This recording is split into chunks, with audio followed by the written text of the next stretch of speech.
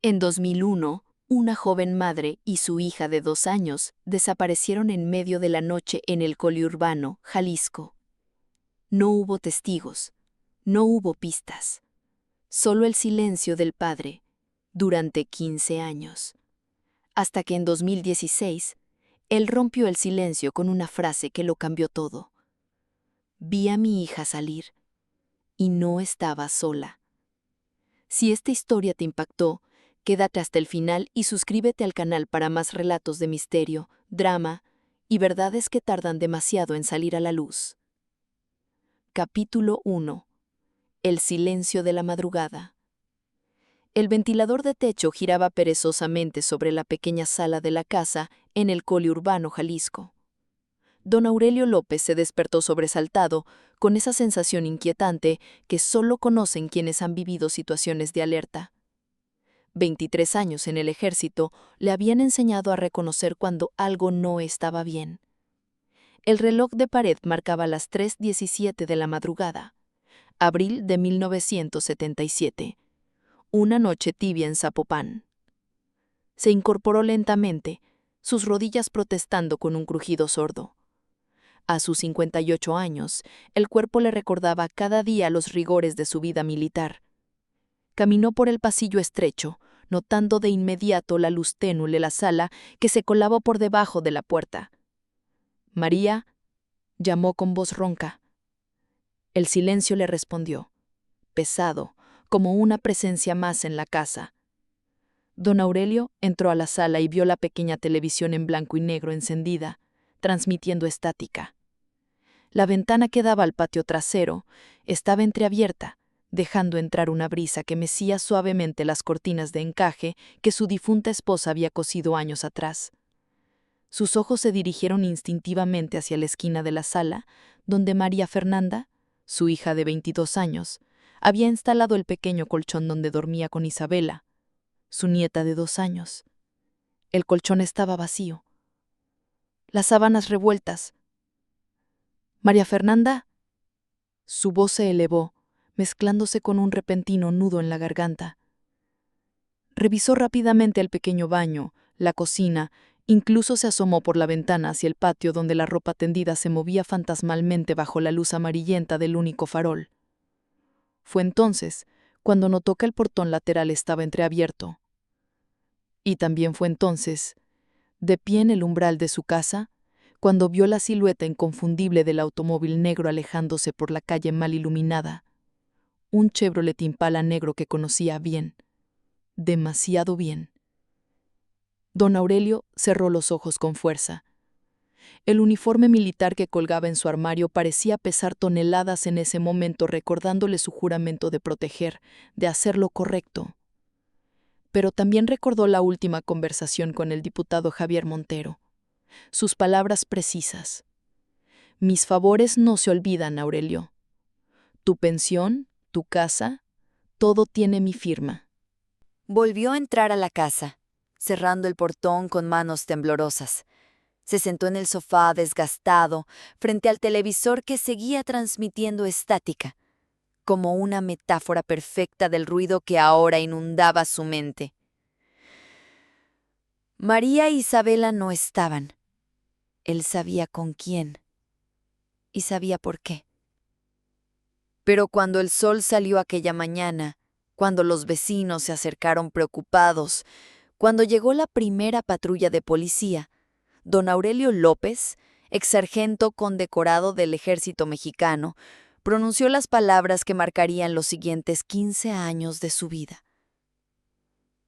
No escuché nada, solo me di cuenta por la mañana. La primera mentira siempre es la más difícil. Las siguientes se vuelven costumbre, como el silencio. Si esta historia te ha conmovido y quieres saber qué pasó con María Fernanda e Isabela, suscríbete a nuestro canal, porque hay verdades que toman años en salir a la luz, pero cuando lo hacen, cambian vidas para siempre. Capítulo 2. Los fantasmas del deber. Zapopan, 1980. 3 años después. El pequeño local de la tintorería El Alba olía a detergente industrial y a secretos guardados. Don Aurelio ajustó el viejo ventilador que apenas movía el aire caliente de julio mientras revisaba las camisas recién planchadas.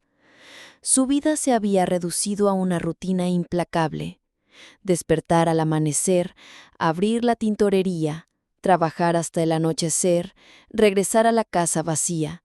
Una existencia mecánica que le permitía no pensar demasiado, especialmente en fechas como hoy, 15 de julio, cumpleaños de Isabela. 5 años cumpliría hoy su nieta. El tintineo de la campanilla en la puerta interrumpió sus pensamientos. «Buenos días, don Aurelio». La voz de Carmen, la vecina que vivía 3 casas más abajo en el Colli, resonó en el local vacío. «Vengo por el vestido azul». Mientras buscaba la prenda, Carmen continuó con su charla habitual. A sus 62 años, era los ojos y oídos del barrio. ¿Supo del nuevo fraccionamiento que están construyendo? Dicen que es del diputado Montero. Ese hombre no para de hacer dinero. Don Aurelio sintió que sus dedos se tensaron alrededor del vestido azul. El nombre de Javier Montero seguía provocándole una mezcla de miedo y rabia que había aprendido a disimular. Dicen que lo nombrarán secretario estatal el próximo año, continuó Carmen, ajena al efecto de sus palabras. Su esposa salió en la revista Vanidades hablando de sus obras de caridad, la familia perfecta, según ella. Son 80 pesos, interrumpió don Aurelio, extendiendo el vestido enfundado en plástico. Cuando Carmen se marchó, Aurelio cerró brevemente el local y se dirigió al pequeño cuarto trasero que utilizaba como oficina. Del fondo de un archivador extrajo una carpeta gastada. En ella, recortes de periódico, fotografías borrosas tomadas a distancia, notas escritas a mano. 3 años de investigación silenciosa. 3 años siguiendo los pasos del diputado Montero cuando su trabajo se lo permitía. 3 años documentando propiedades inexplicables, reuniones clandestinas, viajes repentinos. Don Aurelio había aprendido en el ejército que la paciencia era una forma de estrategia, que observar y esperar podía ser más efectivo que un ataque frontal. Sobre su escritorio descansaba un teléfono rotatorio negro. Junto a él, una libreta con un número apuntado hacía semanas que no se había atrevido a marcar. Era el número de Joaquín, un ex compañero del ejército que ahora trabajaba en seguridad privada, el único en quien podía confiar para esta misión. Levantó el auricular y marcó lentamente, el sonido mecánico del disco girando con cada número. 3 timbrazos y una voz ronca respondió. ¿Sí? Joaquín, habla Aurelio López. Necesito tu ayuda. Un silencio breve precedió a la respuesta. Aurelio, años sin saber de ti. ¿Qué puedo hacer por ti, compañero? Necesito información sobre alguien, un político. Es personal. Sabes que me estás pidiendo algo peligroso, ¿verdad? Don Aurelio miró la fotografía enmarcada sobre su escritorio. María Fernanda, a los 18 años, sonriente, antes de quedar embarazada, antes de que el diputado entrara en sus vidas. Lo sé, pero se trata de mi hija y mi nieta. Otro silencio, más largo esta vez. Pásate por la Antigua mañana a las 7. Una cerveza entre viejos amigos, nada más. Esa noche, en la soledad de su casa, don Aurelio desempolvó su viejo uniforme militar. No para usarlo, sino para recordar quién había sido alguna vez. Un hombre de principios, un hombre que no se doblegaba. De uno de los bolsillos interiores, extrajo una pequeña libreta de direcciones. Había un hombre que había evitado contactar durante años, un periodista que había investigado irregularidades en las campañas de Montero, hasta que misteriosamente abandonó el caso. Ya es hora, se dijo mientras anotaba el nombre de Gabriel Sánchez en un papel. Mañana, después de ver a Joaquín, buscaría a este periodista. Era tiempo de ampliar su red, de dejar de estar solo en esta búsqueda. ¿Dónde estás, hija?, murmuró pasando los dedos por el polvoriento marco de la fotografía. Capítulo 3. La caja de Pandora. Zapopan, 1986. 9 años después. La redacción del periódico La Verdad de Jalisco bullía de actividad. Entre el tecleo constante de las máquinas de escribir y el murmullo de conversaciones, Gabriel Sánchez, ahora editor en jefe, observaba la lluvia golpear contra los ventanales. 9 años, murmuró para sí mismo, contemplando la carpeta manila sobre su escritorio. 9 años y apenas estamos arañando la superficie. La investigación sobre el imperio financiero de Javier Montero había avanzado a paso de tortuga. Cada documento obtenido, cada testimonio recopilado, había costado amenazas, intentos de soborno y puertas cerradas. Pero la red comenzaba a tejerse, conectando puntos que antes parecían inconexos. El teléfono sonó, interrumpiendo sus pensamientos. «Tienen a López». La voz de su fuente dentro de la policía sonaba urgente. «Allanamiento. Encontraron un arma sin registrar en su casa». Gabriel maldijo por lo bajo. Don Aurelio había sido meticuloso durante años. Este error no era propio de él. ¿Dónde lo tienen? Separos municipales. Pero ya pidieron su traslado a la fiscalía. Alguien lo quiere lejos. 2 horas después, Gabriel esperaba en la sala de visitas de los separos. Cuando trajeron a don Aurelio, apenas pudo reconocerlo. A sus 67 años, el exmilitar parecía haber envejecido 1 década en un solo día. Un corte en la ceja y el labio hinchado sugerían que su detención no había sido pacífica. «Plantaron el arma», fueron sus primeras palabras, en voz baja. «Montero sabe que estamos cerca». Gabriel asintió. «¿Qué encontraste?» «Monterrey», respondió don Aurelio. «He seguido el patrón durante años. Cada 3 meses exactos viaja a Monterrey por 2 días. Siempre solo, siempre al mismo hotel. Podría ser cualquier cosa, Aurelio, un negocio, un amante. Es sobre María Isabela, estoy seguro». La convicción en su voz era inquebrantable. «La última vez lo seguí hasta allá. Visitó una escuela primaria en San Pedro García García». Una escuela primaria. Gabriel sintió que el pulso se le aceleraba. Isabela tendría 11 años ahora. «Necesito que vayas», continuó don Aurelio. «Yo no podré. Me van a retener el tiempo que puedan». «¿Qué estoy buscando exactamente?» Don Aurelio se inclinó más cerca, bajando aún más la voz. «Una niña, posiblemente registrada como Isabela Montero, o quizás con otro apellido, pero con el rostro de mi María, con mis ojos». Cuando Gabriel salió de los separos, la lluvia había amainado, dejando el aire limpio y fresco. Mientras caminaba hacia su auto, un Volkswagen sedán de 1979, notó un vehículo negro estacionado al otro lado de la calle. El mismo tipo de vehículo que don Aurelio había descrito tantas veces. El teléfono público de la esquina sonó justo cuando pasaba frente a él. Dudó un instante, pero algo le dijo que debía contestar. «Ten cuidado», dijo la voz de su fuente en la policía. «Las paredes escuchan». 3 días después, Gabriel Sánchez se registraba en el Hotel Ancira de Monterrey bajo un nombre falso. La misión: localizar a una niña que podría no existir, basándose en el presentimiento de un abuelo desesperado.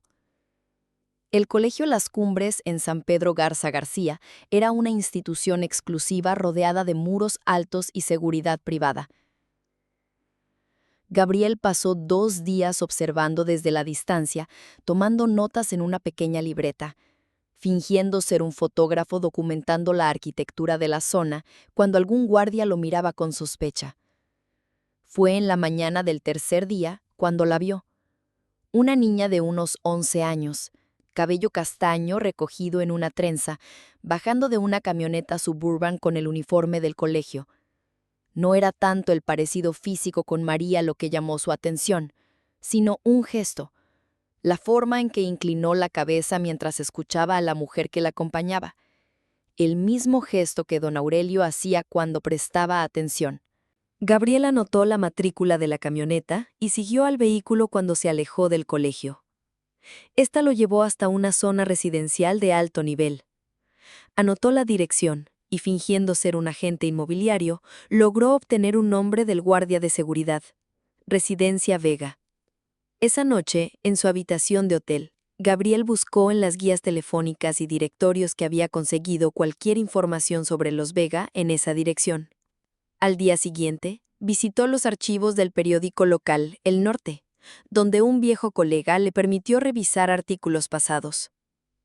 La búsqueda lo llevó a un artículo social de hacía 8 años. Empresario Roberto Vega y esposa Lucía adoptan a hija tras años de intentar ser padres. La fotografía mostraba a una pareja sonriente sosteniendo a una pequeña de unos 3 años. Y entre los invitados a la celebración, casi desenfocado en el fondo, estaba Javier Montero. Gabriel utilizó el teléfono del hotel para enviar un telegrama codificado a su contacto en Zapopan. Pista confirmada. Regreso en 2 días. Prepara expediente completo familia V. Mientras empacaba para volver a Jalisco, Gabriel se detuvo a contemplar las notas que había tomado. Si realmente era Isabela, ¿dónde estaba María Fernanda? ¿Por qué separar a madre e hija? ¿Qué había sucedido realmente aquella noche de abril de 1977? El rompecabezas tenía ahora más piezas, pero el cuadro completo seguía siendo un misterio sombrío. Capítulo 4. La verdad a media luz. Zapopan, 1991. 14 años después. La cafetería El Rincón quedaba a 3 cuadras de la casa de don Aurelio. Era un lugar modesto, con manteles de cuadros y el aroma persistente de café recién hecho. A las 4 de la tarde estaba casi vacía, excepto por la mesa del rincón, donde 2 hombres hablaban en voz baja.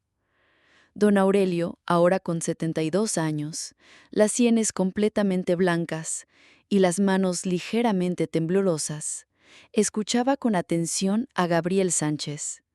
5 años habían pasado desde el descubrimiento en Monterrey, 5 años de vigilancia discreta, de información recopilada gota a gota. Isabela Vega acaba de cumplir 16 años, explicaba Gabriel, deslizando una fotografía sobre la mesa. Está en el equipo de natación de su escuela. Tiene buenas calificaciones. Parece feliz. Don Aurelio tomó la fotografía con dedos temblorosos. La adolescente sonriente, con medalla al cuello y el cabello mojado pegado a las sienes, tenía los ojos de María y su misma sonrisa ladeada. «Es ella», murmuró, su voz quebrándose ligeramente. «Mi nieta». Gabriela asintió, dándole un momento antes de continuar. «Los Vega son gente respetable. Roberto es ingeniero. Tiene una empresa constructora. Lucía es profesora universitaria. Tienen dinero, pero no son ostentosos». ¿Y la conexión con Montero? Ahí está lo interesante.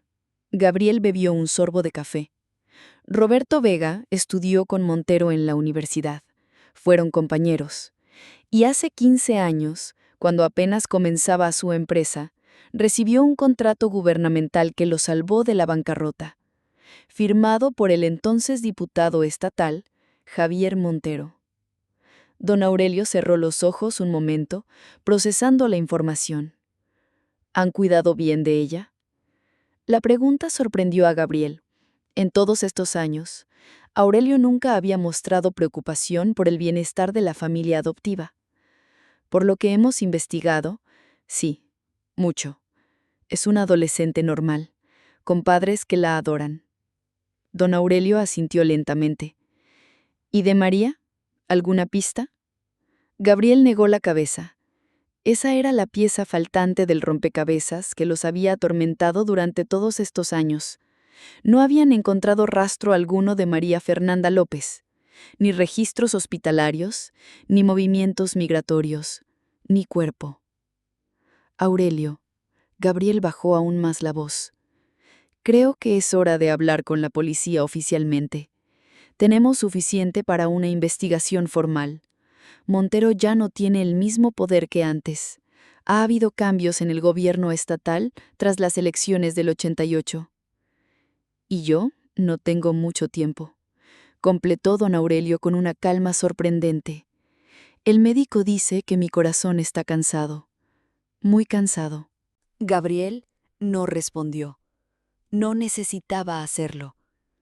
Una última cosa antes de ir a la policía, continuó el anciano. Necesito hablar con Lucía Vega, sola, sin su esposo, sin abogados, solo ella y yo. Es muy arriesgado, Aurelio. Podría alertar a Montero. Es necesario. La firmeza en su voz recordaba al sargento que había sido alguna vez. Una madre adoptiva y un abuelo biológico. Ella entenderá. 3 días después, en el mismo café, don Aurelio esperaba nervioso. Gabriel había logrado contactar a Lucía Vega con un pretexto relacionado con una supuesta beca para Isabela. La mujer había accedido a reunirse brevemente durante un viaje de negocios a Guadalajara. Cuando Lucía entró al café, don Aurelio la reconoció de inmediato por las fotografías que había visto. Una mujer elegante de unos 50 años, con el cabello corto y bien peinado, y una expresión de curiosidad mezclada con cautela. «Señora Vega, soy Aurelio López», se presentó, indicándole la silla frente a él. El señor Sánchez mencionó algo sobre una fundación educativa. «No hay tal fundación», interrumpió suavemente don Aurelio. «Necesitaba hablar con usted sobre Isabela». La expresión de Lucía Vega cambió instantáneamente, tensándose. «Disculpe, ¿conoce a mi hija?» «Es mi nieta». Las palabras salieron con naturalidad, como si hubiera ensayado este momento durante años. Su verdadero nombre es Isabela López. Es hija de mi hija María Fernanda, quien desapareció en 1977 cuando la niña tenía 2 años. Lucía Vega palideció visiblemente, sus manos aferrándose al borde de la mesa. «No sé de qué me habla», respondió con voz temblorosa. «Nosotros adoptamos a Isabela legalmente. Tenemos todos los documentos». «Documentos arreglados por Javier Montero», respondió don Aurelio, manteniendo un tono calmado. «El verdadero padre biológico de Isabela».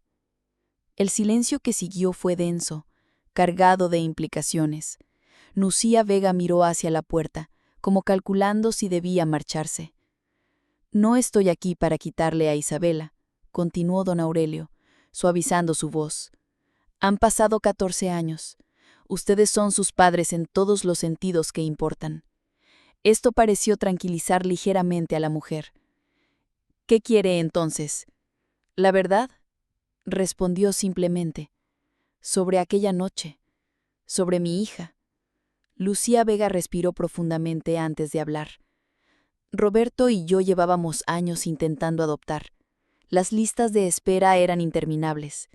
Javier, el diputado Montero, nos dijo que conocía a una joven madre que no podía cuidar de su hija, que la niña necesitaba un hogar. Nos mostró documentos, todo parecía legal». ¿Nunca preguntaron por la madre biológica? Al principio sí, nos dijeron que había renunciado a sus derechos y que se había ido al extranjero. Con el tiempo, simplemente no quisimos saber más. Teníamos miedo de perder a Isabela. Don Aurelio asintió, comprendiendo el miedo y el amor que motivaban a esta mujer. ¿Sabe dónde está mi hija? Lucía negó con la cabeza, y había sinceridad en sus ojos. Nunca la conocimos, nunca supimos nada de ella. Antes de que don Aurelio pudiera hacer otra pregunta, Lucía extrajo algo de su bolso, una pequeña cadena de plata, con un dije en forma de estrella. Esto estaba con Isabela cuando nos la entregaron. Nos dijeron que era de su madre biológica. Don Aurelio tomó la cadena con manos temblorosas. la había comprado para María en su quinceañero. «Hay algo más que debería saber», continuó Lucía, bajando la voz. «Hace unos años, Isabela comenzó a hacer preguntas sobre sus padres biológicos. Es una chica inteligente. Sabía que era adoptada, pero quería saber más. Roberto y yo siempre fuimos honestos sobre la adopción, pero no conocíamos detalles». «¿Qué le dijeron?» «La verdad limitada que sabíamos, pero ella no se conformó. El año pasado encontró algunas fotos viejas, documentos de la adopción que guardábamos en el despacho. Vio el nombre de Montero». Don Aurelio sintió que el corazón le daba un vuelco. Isabela ha estado investigando por su cuenta, concluyó Lucía, y creo que ha descubierto más de lo que nos ha dicho. Capítulo 5. Redención y encuentro. Zapopan, 1992, 15 años después. La sala de interrogatorios de la Fiscalía Especializada tenía paredes de un gris desvaído y una mesa metálica que había visto mejores días. Don Aurelio López, con el rostro demacrado por la enfermedad y los años, pero con la mirada firme, estaba sentado frente a dos investigadores. «Quiero declarar lo que vi la noche del 17 de abril de 1977, la noche en que mi hija María Fernanda y mi nieta Isabela desaparecieron». Durante las siguientes 2 horas, don Aurelio narró la historia completa. El romance secreto entre María y el diputado Javier Montero. Las amenazas veladas cuando ella quedó embarazada. El nacimiento de Isabela, a quien Montero nunca reconoció públicamente, pero visitaba en secreto. Aquella noche, continuó, su voz quebrándose ligeramente. Vi a María salir con la niña en brazos. Vi que subió al auto de Montero. No estaba siendo forzada. Parecía decidida. ¿Por qué no dijo nada entonces, don Aurelio?, preguntó la investigadora, una mujer de mediana edad con ojos perspicaces. Miedo, respondió simplemente. Miedo y vergüenza. Montero tenía poder sobre mí, sobre mi pensión, mi casa, y sentí que había fallado como padre, que si María había huido con ese hombre, era porque yo no supe protegerla. Cuando terminó su declaración, don Aurelio colocó sobre la mesa una carpeta gruesa. 15 años de investigación, nombres, fechas, lugares, la adopción irregular de Isabela por los Vega, las propiedades de Montero adquiridas con dinero inexplicable. Todo está ahí. Los investigadores intercambiaron miradas. ¿Qué espera lograr con esto, don Aurelio? Han pasado 15 años. Justicia para María. Y la verdad para Isabela. 3 semanas después, el escándalo estalló en los medios locales y nacionales. Javier Montero, ahora secretario de Gobierno estatal, fue señalado en una investigación por tráfico de influencias, enriquecimiento ilícito y posible implicación en la desaparición de María Fernanda López. La noticia llegó hasta Monterrey, hasta una elegante casa en San Pedro García, donde una joven de 17 años leía ávidamente cada artículo, cada entrevista, reconociendo en las fotografías antiguas rasgos que veía cada mañana en el espejo. Isabela Vega, o Isabela López, como había comenzado a pensar en sí misma secretamente, había estado armando su propio rompecabezas durante más de un año. Todo había comenzado con aquellos documentos encontrados en el despacho de su padre adoptivo. Nombres, fechas y un patrón de secretos que la había llevado a buscar en archivos de periódicos y bibliotecas públicas. ¿Estás bien, cariño? Lucía asomó la cabeza en su habitación, la preocupación evidente en su rostro. Necesito ir a Zapopan, mamá. respondió Isabela con una determinación que recordaba la de su madre biológica. Necesito conocerlo. Lucía sintió lentamente. Ella y Roberto habían decidido, tras aquella conversación con don Aurelio, que apoyarían a Isabela en su búsqueda de la verdad, por dolorosa que fuera. Tu padre y yo iremos contigo. El Hospital Regional de Zapopan olía a desinfectante y a flores marchitas. En la habitación 307, don Aurelio López observaba la lluvia golpear contra la ventana. El infarto había llegado 3 días después de su declaración, como si su cuerpo hubiera esperado a que cumpliera su misión para rendirse. Gabriel Sánchez, sentado junto a la cama, leía en voz alta los titulares del día. Montero no se presentó a la citación de la Fiscalía. Dicen que ha huido del país, pero han congelado sus cuentas. Su imperio se está desmoronando. Don Aurelio asintió débilmente. ¿Y María? Gabriel negó con la cabeza. Todavía no hay noticias concretas, pero hay una pista. Una mujer con un nombre similar ingresó a un hospital en Tijuana esa misma semana de 1977. Estamos verificando. Un golpe suave en la puerta interrumpió la conversación. La enfermera asomó la cabeza. Don Aurelio, tiene visitas.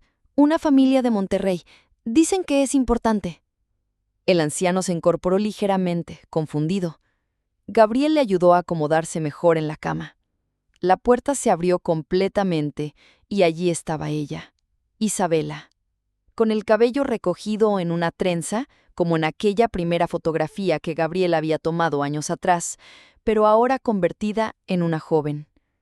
A su lado, Lucía y Roberto Vega la flanqueaban protectoramente. ¿Abuelo? La palabra salió como una pregunta tímida de los labios de Isabela. Don Aurelio sintió que el aire abandonaba sus pulmones. Extendió una mano temblorosa hacia ella.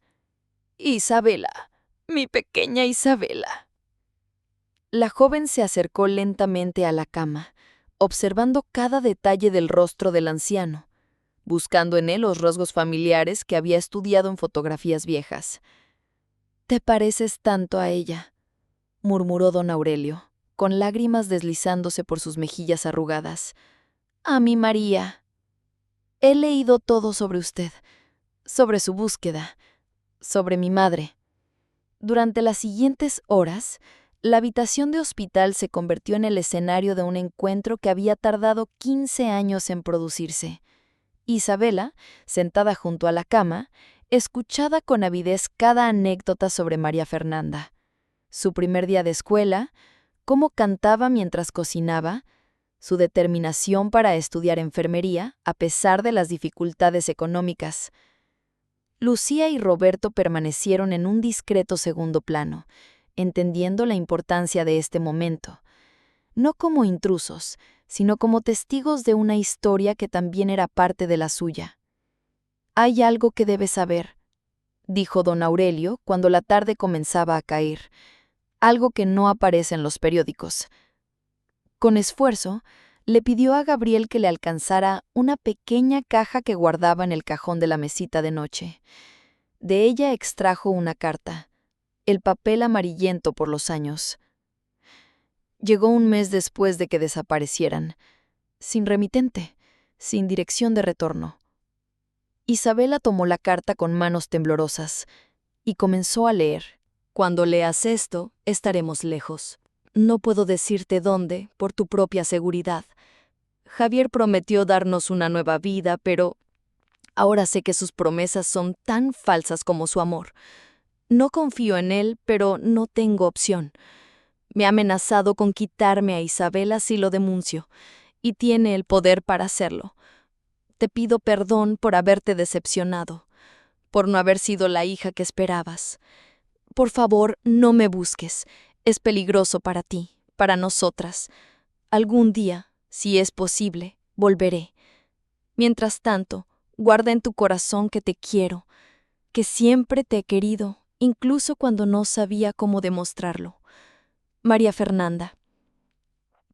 Isabela leyó la carta varias veces, sus dedos trazando las letras como si pudiera conectar físicamente con la mujer que las había escrito, su madre, una persona que solo conocía a través de fotografías y ahora a través de estas palabras desesperadas. ¿Cree que esté viva?, preguntó finalmente, con la voz quebrada por la emoción. Don Aurelio intercambió una mirada con Gabriel antes de responder. Lo he creído durante 15 años. Es lo que me ha mantenido buscando. Y ahora... Su voz se apagó por un momento. Ahora hay una pista concreta. Gabriel se acercó y explicó a Isabela lo que habían descubierto sobre el registro hospitalario en Tijuana. Una mujer con el nombre de María Fernández, tan similar a María Fernanda, había sido ingresada con una herida en la cabeza en abril de 1977. Había sido dada de alta una semana después, pero sin recuerdos claros de su identidad. Podría ser un callejón sin salida, advirtió Gabriel. Hemos seguido muchas pistas falsas a lo largo de los años. O podría ser ella, respondió Isabela con determinación, la misma determinación que don Aurelio había visto tantas veces en el rostro de María. Lucía Vega se acercó entonces, colocando suavemente una mano sobre el hombro de Isabela. Sea cual sea la verdad, estamos contigo, dijo con firmeza. Roberto y yo hemos hablado sobre esto. Si quieres buscar a tu madre biológica, te apoyaremos en cada paso. Roberto asintió, añadiendo, siempre serás nuestra hija, Isabela, pero entendemos que necesitas respuestas. Necesitas saber de dónde vienes para entender quién eres. Don Aurelio observó esta escena con una mezcla de emociones. El amor de estos padres adoptivos por Isabela era tan real, tan profundo como el que él mismo sentía por su nieta. No eran enemigos en esta historia, eran parte de ella. Tengo algo más para ti, dijo don Aurelio, extrayendo de la caja un pequeño cuaderno. El diario de tu madre. Lo encontré años después de que se fueron, escondido en un hueco en la pared de su habitación. Creo que siempre tuvo intención de volver por él algún día. Isabela tomó el diario como si fuera un tesoro incalculable. Sus dedos acariciaron la cubierta gastada. Quizás allí encuentres más respuestas de las que yo puedo darte, añadió el anciano. Mientras el atardecer teñía de naranja la habitación del hospital, una nueva sensación de esperanza comenzaba a florecer. La búsqueda no había terminado, pero ahora no era solo don Aurelio quien buscaba, era Isabela, con la energía de sus 17 años y la determinación heredada de su madre y su abuelo. Antes de marcharse, Isabela se inclinó y besó la frente arrugada de don Aurelio. «Volveré mañana, abuelo», prometió. «Y después, cuando estés mejor, buscaremos juntos a mi madre». Don Aurelio asintió, sintiendo que un peso de 15 años comenzaba a aligerarse en su corazón. No sabía cuánto tiempo le quedaba, pero ahora había encontrado algo que había perdido hace mucho, la esperanza. 3 meses después, un taxi se detuvo frente a una pequeña casa de adobe en las afueras de Ensenada, Baja California. Del vehículo descendieron don Aurelio, apoyado en un bastón, pero con mejor semblante que en el hospital, e Isabela, cargando una pequeña mochila. La investigación los había llevado hasta allí, siguiendo el rastro de aquella mujer ingresada en Tijuana 15 años atrás. Un rastro que se había enfriado y recalentado varias veces, pero que finalmente los había conducido a este lugar tranquilo frente al Océano Pacífico. «¿Estás segura de que es aquí?», preguntó don Aurelio, observando la modesta vivienda con el nerviosismo de quien teme tanto encontrar lo que busca como no encontrarlo. Isabela asintió. Según los registros que Gabriel había logrado localizar, una mujer llamada María Fernández vivía allí desde hace 12 años. Trabajaba como enfermera en una clínica local, vivía sola y tenía aproximadamente la edad que tendría María Fernanda.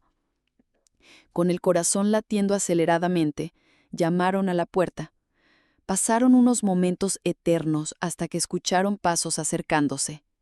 La puerta se abrió. Allí estaba ella, más delgada que en las fotografías, con algunas canas prematuras en el cabello y pequeñas arrugas alrededor de los ojos, pero inconfundiblemente ella, María. Sus ojos se abrieron con sorpresa, confusión y luego un destello de reconocimiento que ninguna amnesia podía borrar completamente. «Papá», susurró, su voz apenas audible. Don Aurelio no pudo responder. Las palabras se ahogaron en su garganta. Fue Isabela quien dio un paso adelante. «¿Mamá?», preguntó, su voz mezclando esperanza y miedo a partes iguales. María miró a la joven, sus ojos recorriendo cada detalle en su rostro. Un sollozo escapó de sus labios mientras llevaba una mano temblorosa hacia la mejilla de Isabela. «¿Isabela? ¿Mi pequeña Isabela?».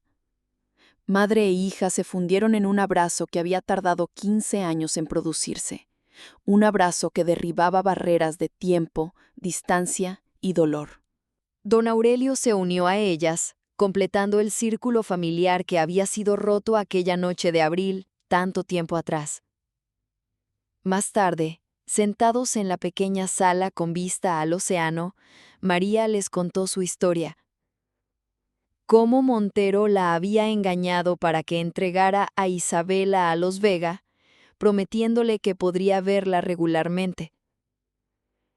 Cómo, cuando ella amenazó con denunciarlo, él la había atacado, dejándola con una herida en la cabeza que borró parte de sus recuerdos. Cómo había vagado sin identidad clara durante años, hasta que lentamente comenzó a reconstruir fragmentos de su pasado, aunque nunca lo suficiente para encontrar el camino de regreso a Zapopan. A su padre, a su hija. «Cada día pensaba en ti», dijo a Isabela, sosteniendo sus manos. «Incluso cuando no recordaba tu nombre, sentía que había alguien a quien había perdido, alguien a quien debía encontrar». «Y ahora nos has encontrado», respondió Isabela con lágrimas de alegría rodando por sus mejillas. «O nosotros te hemos encontrado a ti». Don Aurelio observaba este reencuentro con una profunda gratitud. Su búsqueda, su persistencia, sus 15 años de silenciosa investigación habían conducido a este momento de redención y sanación. El sol comenzaba a ponerse sobre el océano Pacífico, tiñendo el cielo de tonos dorados y rosados. Una metáfora perfecta para este nuevo comienzo. «Hay tanto que recuperar», dijo María, mirando a su padre y a su hija. «Tanto tiempo perdido». «No perdido», corrigió don Aurelio con sabiduría. «Solo pospuesto, y ahora tenemos todo el tiempo del mundo». Mientras la noche caía suavemente sobre Ensenada, 3 generaciones de la familia López comenzaban a reconstruir los lazos que ni el tiempo, ni la distancia, ni las maquinaciones de un hombre poderoso habían logrado destruir completamente. Porque a veces, las verdades más importantes no son las que se revelan en una sala de interrogatorios o en los titulares de los periódicos, sino las que se susurran en los reencuentros, en los abrazos largamente postergados y en el reconocimiento mutuo de aquellos que, a pesar de todo, nunca dejaron de buscarse.